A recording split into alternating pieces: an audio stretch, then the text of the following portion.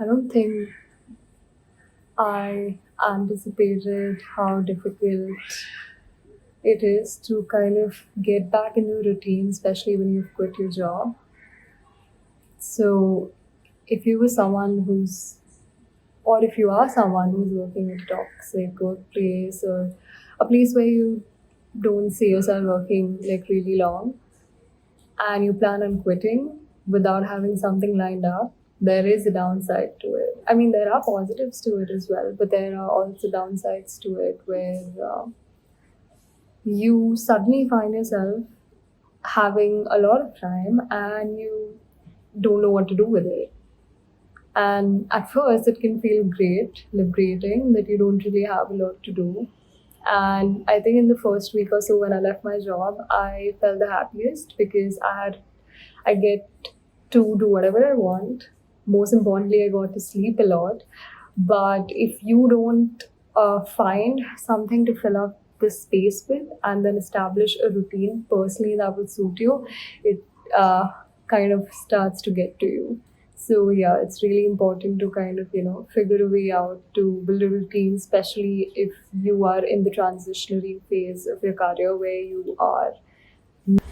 Is it just me, or does this happen with everyone else? As you grow older, you realize the lesser choices you have in terms of, well, everything.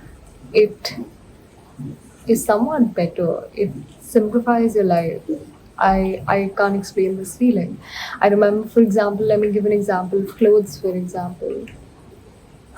I said example a lot of times. Anyway, I remember when I used to buy clothes, I just went on hoarding them left, right, center. And even though I had a lot of clothes and I want to wear it for a particular event, for example, I would still end up buying and hoarding a lot of them and then not go ahead and wear them.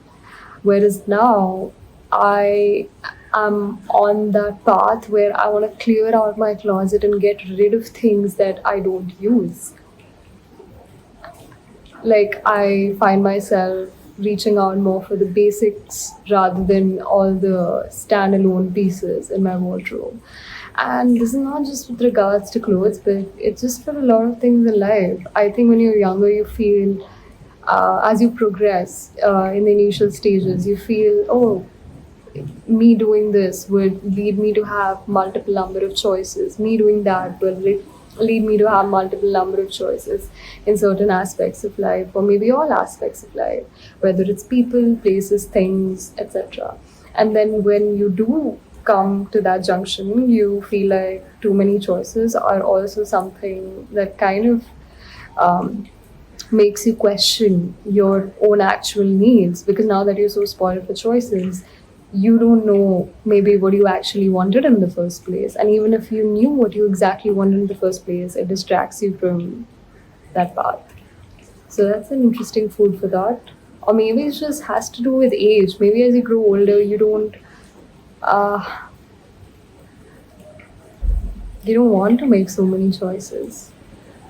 Maybe because you're so matured in your ways, you develop tastes and likings and habits towards catering to particular needs and particular things. So it is sort of a conundrum that way. Do you ever find yourself being stuck, like in a phase of life where you're just doing the same thing over and over again and you feel like you're in a rut? I think it comes to a point where you just get sick of yourself after a point. And I think that is the biggest motivation, at least for me. I could go on doing the same thing over and over again and still complaining about how I'm not moving ahead in life. And then I would do that to a point where I would get sick of myself and it would make me unhappy to a point where I realize I need to bring those changes to actually do something out of it. Maybe it's productive, or either to better myself or to get back to a routine that, or start have a new routine for that matter, that makes me happy. So I think when people say you need a lot of motivation to get out of a phase where you feel stuck in life or you feel lost in life, motivation is important. But what I particularly feel is it's the small steps that you take, and sometimes it's not even the small steps, it's just you at the end just being sick of yourself, and then you have no option but to push yourself out of it.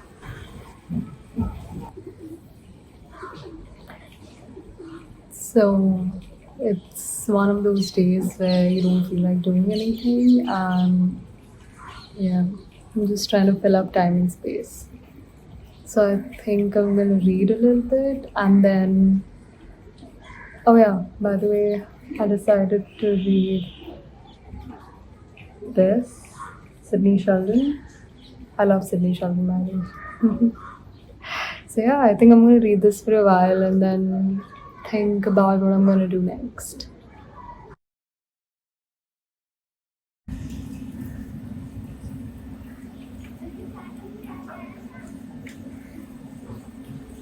So